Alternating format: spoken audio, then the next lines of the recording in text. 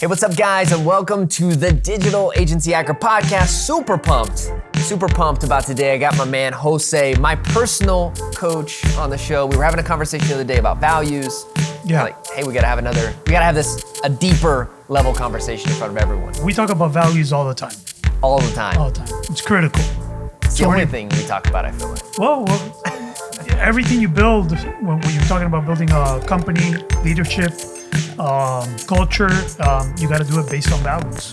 I want to jump right in because one of the things we were talking about the other day was actually values can also have a negative context as well. Right? Okay, yeah.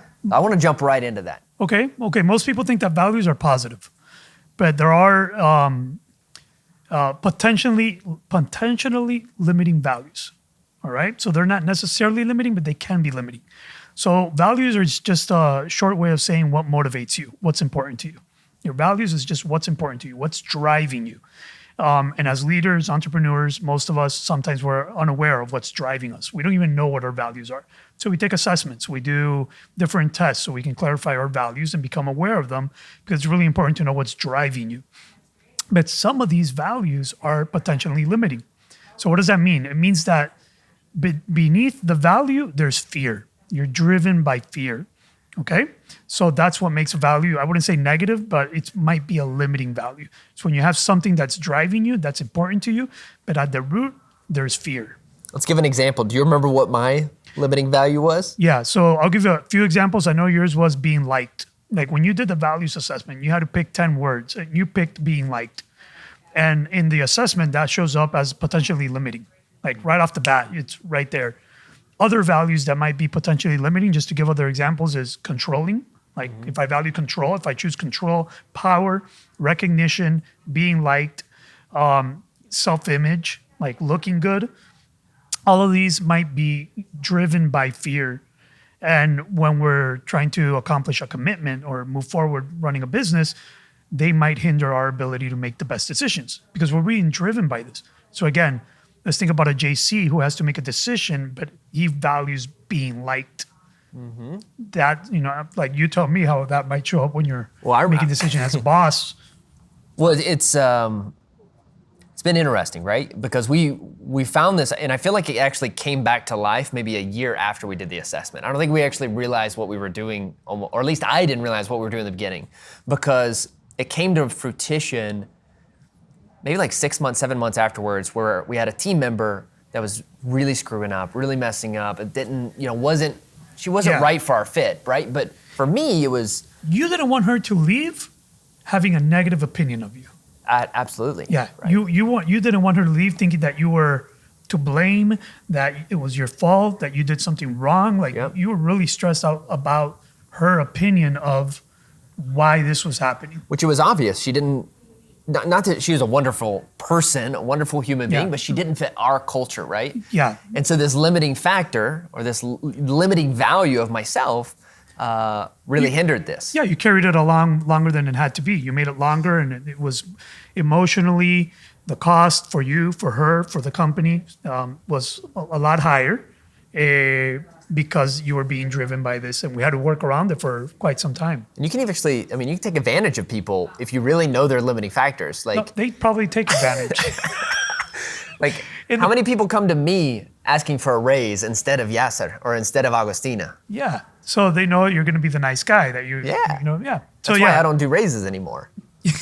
Well, you have procedures. Well, that's the important part of becoming aware of the values that are driving you, because once you become aware, then you can, set up protocols where it's not on you. It's not your decision. It's no, we give raises in this, we fire in this way, we hire in this way. It doesn't depend on my opinion or my own criteria. We establish procedures to overcome that. Or you have advisors, or you just become fully aware of it. And it's not that these are negative values, they're limiting values. They're limiting values, yeah. I think that's really important because I don't want to change who I am. I like being someone who wants to be liked, and I care about how you feel about me. I don't want to change that. Perfectionism, potentially limiting value. You want things to be perfect, you're driven by perfectionism, that's going to hinder you. Control, especially right now with COVID-19 and everything that's happening, everybody's losing control. If you value control right now, you're suffering. So what happens is when we value something and it's not fulfilled, when we hold a value and it's not being met or honored by the context, by myself, by others, I will suffer. So if somebody's not liking you, that's going to affect you. If you're losing control of things, that's going to affect you. If you're a perfectionist and you see something that's not perfect out there, that's going to affect you. So we go out, we take the test, we figure out, hey, these are my limiting values. Then you kind of have this like awareness moment of like, hey, okay, I get it, I understand it. For me, I went back and told my wife and she's like, yes, 100%. Yeah. And then you figure out, okay, is this something that I need to protect myself or my business from? Is this something I need to set up procedures, as you said? I need to, or operations. How do I hack it? Yeah. How can I take care of it, right? And we've done that at Hite, right? Well, yeah, you have advisors, you have people near you, you have people that you have conversations with. Sometimes it doesn't matter. I mean, I remember we've had conversations, but there was still a need for you to keep on having conversations, and that's okay. I mean, you can only do what you can do.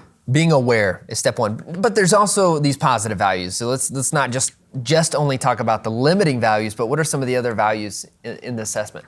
Well, the power of the assessment is, one, you understand your values. You understand how you're being driven, what's driving you. And I've seen examples of leaders that some of their values aren't being met by their projects. So the businesses that they're running aren't meeting all of their values. There are certain values that they're not bringing to the table. And that's worth knowing so they can start doing that. So a leader that values transforming people, but they're just focused on a typical business-oriented project, but then they start bringing that value in. They're like, oh, I can bring this in. Yeah, you can bring this in. You can start transforming people. And when they see that possibility to live all their values in their business, then they start feeling more fulfilled. They find more flow. They find more happiness. When we're in something, but we're not meeting all of our values, there's always gonna be that, you're not gonna be happy. You're not gonna be fulfilled. Yeah. So one is knowing that the projects that we're in are fulfilling all of our values. If one of our values isn't being met, then we find ways to meet it by either bringing it into the project, whatever. So as a leader, your personal values, you have to be clear, but then you start building values in the company. So at Hite, we have 3 values, 3 core values. We have many values, but excellence, we grow people, and family. Is there another one? Those are the 3? Those are the 3. There are 3. So we find people that share those values. So when we talk about hiring people, they have to share those values. Yeah. Their personal values and the company values have to align. Yes. So not just at an ownership level as an entrepreneur, your business has to fulfill your values, but also at a hiring level. But you can also hire people that don't understand those values fully, and you teach it to them. Yeah. Like, here, we're going to teach you what it means to value family, what it means to value excellence, what it means to value we grow people. We teach that, and we build the culture. And it's important that that's aligned. An example would be our education bonus, right? So because we focus on family and... You got to demonstrate it. Yeah, even more than that, right? So we focus on family, we focus on growth, right? So at Hite, every single child is on scholarship, right? Yeah. Every single one of them, which means, and that's up to, we have people that I think get 40% increase in pay because of that, because we give so much there. If I was a single person that I didn't have kids, and I'm looking, I'm like, well, shoot, you get 50% more money just because you have kids. What in the world? If you didn't share those values, even if you don't have kids, or even if you weren't... You wouldn't understand. You wouldn't understand it. Yeah. And that would frustrate. It would frustrate me. I could see how that would frustrate someone, right? And so by hiring people with those same values, it allows us, I think even, this pandemic, nobody planned it. Mm-hmm. You can't plan any of this stuff. You can't prepare for it. You can't prepare for it, right? But when we know someone's values, we can at least understand how they're going to make decisions on whatever comes up. Well, when you have a clear culture based on values, because you're going to build your culture based on values. So there's individual values, there's company values, and when it's aligned and everybody's congruent and it's authentic, because sometimes they put values on the wall, but they don't live those values. Yeah. But when we're living those values, when crisis comes, we will be able to navigate it better than the other company. our culture, a strong culture based on values, is going to get you through the difficult times in a whole different way than if your culture is full of entropy, which entropy just means that your behaviors aren't aligned, that there's chaos, that there's disorder, that people aren't aligned. You don't know who values what. I want to. So you said that if they're aligned, you're going to get through it better. Yeah. I would argue maybe though it's not better. You're just going to get through it aligned. So for example, our core values, family and family as a core value, right? So when we went through this pandemic just now, we never cut salaries. We cut a lot of stuff in the business that potentially could have been bad. Like let's be honest, like if that would have gone on for a long time, we would have been in a lot of trouble, right? Yeah. Just like anyone else, right? And so we would have all gone down together. We would have gone down happy, right? Because at least we went down focusing on our core values. But I will say that it doesn't, potentially, right? It doesn't always lead towards, if they're all aligned, it's all good, right? So well, it's not all good. You're just gonna have a better prepared team. You're gonna be, you're making decisions based on your values. You're making decisions based on their families, based on their growth, based on respect.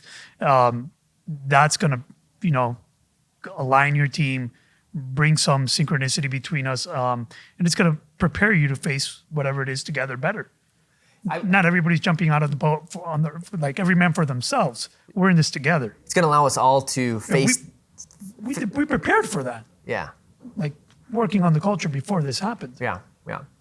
And I think it's because there's a lot of good companies with great values that fail, right? So it's not just no the guarantees. values. There's no guarantees, right?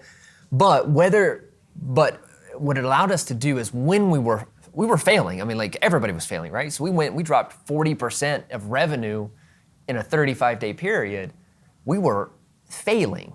Yeah. But we never lost track of those values. It held us together. It allowed us to not have as much fear. Well, what were we talking about? What were the conversations about? At least for me, they were about how are you doing? How are you feeling? How are you managing? Yep. Like my coaching sessions with the team was like, how are you guys holding up? Yep. How's your family? How's everybody doing? We never talked about. Well, we hired a yoga teacher. We hired an athletic teacher to do online sessions. We were actually spending money based on culture. On taking care of people. Yeah. We were taking care of people, making sure the families were safe, that everybody was safe, and people were engaged and happy and grateful. They were grateful. We had a lot of gratitude from the team. I personally, I'm fulfilled. A company, especially as you're growing, you're hiring people, you're going to be around these people a lot. And so when I'm around people that share my values, it flows much better. It's how we think, how we do, how we make decisions. It's all easier because we're aligned, But again, back to this idea, you have these values that are very enhancing and they can really help you, and you have these. They can transform you. And you have these very limited values as well. So go ahead. Just remember that at the root of the limiting values is fear. When you're valuing things, when you're giving importance to things because of fear, then that's potentially limiting. So I don't have my value is not to be liked. My fear is to not be liked. Well, yeah, you can say it that way. Yeah. But there's a fear of not being liked. Where do we go get this assessment? So I trained with a center. It's called Barrett's Value Center. Barrett's Values. Yeah, and they assess everything. They do 360-degree assessments with values. Like they can have you take a test, your whole team take what does JC say he values? Yes. What does his team say he values? Yes. What does the client say he values? And they assess teams, countries. They have assessments on countries. But they have a free values assessment that you can go. You can go online, take the free values assessment. They send you a little. It's a long PDF. It's a little report. It's a PDF with a report and a little exercise that'll help you understand your values better. And we can learn new values. If you're committed to something, you can. I know that I have to value efficiency, productivity, and organization if I want to succeed. I initially don't value those things. They don't come to me naturally. I know I have to give them importance. Yeah. Because if I want to succeed, then I have to. So you can choose new values, cultivate them, and give them the importance. Yeah. But the biggest takeaway from this is being aware. What's driving you? Being aware. What should drive you? And how can you be congruent with your projects, aligned with your values, clear about them, making decisions based on them? Do you know the website offhand? Offhand, no, it's just Barrett's Value Center. I don't know if we can put it somewhere. Yeah. We'll put it in the show notes for sure. Yeah, Barrett's Value Center. There's no way it's not going to come up. What's your website, Jose? Jose Bolaños Coach. Jose Bolaños Coach.com. Check that out. It is in Spanish. Yeah, it's in Spanish. But Google will translate it if you really want to. Or hit him up on, what's your Instagram handle? It's also Jose Bolaños Coach. Easy, easy, easy. Every client I work with, when they sign up, the first thing I do is send them to the Barrett's Value Center webpage, take the assessment, send it to me, and then we go through a whole conversation for an hour on that assessment so they can understand it and see how it connects to the work we're doing. I remember it. Yeah. We did it with everybody in the team. Year and a half ago. Yeah, yeah, that's true. Yeah. All right, guys. Hope you enjoyed this. Jose, we've been working together how long now? Year in a few months. A year and a few months. We've gone through a civil war together, and we've gone through a pandemic together, and we're still growing. We're still staying strong, and I think it has to do a lot with awareness and commitment and knowing these things. We share common values. And we share a lot of common values. The only reason we started working together. That's right. The first conversation when we sit down to have lunch and see if we're going to work together is, what are your values, and do they align with mine? And both of our wives' values align as well, in the sense that families. You remember both. I don't know if you remember. I think Amanda and Karen both. Yeah, the day before you were coming on full time, my wife was like, "So what is Jose going to do? What is his job? What's his?" We have faith. I have no idea. We trust. We have trust and we have faith. Or we're idiots. Yeah. One way or the other, it worked out. I don't know. Yeah, we're doing good. I love it, guys. Awesome. DigitalAgencyHacker.com. If you're interested in learning more about how to scale and grow your agency, hit up Jose on his website, Instagram, follow him for sure. Or through JC. Hit me up and I'll point you at him. Either way, it works. I hope you guys have an incredible day. Be good, be safe.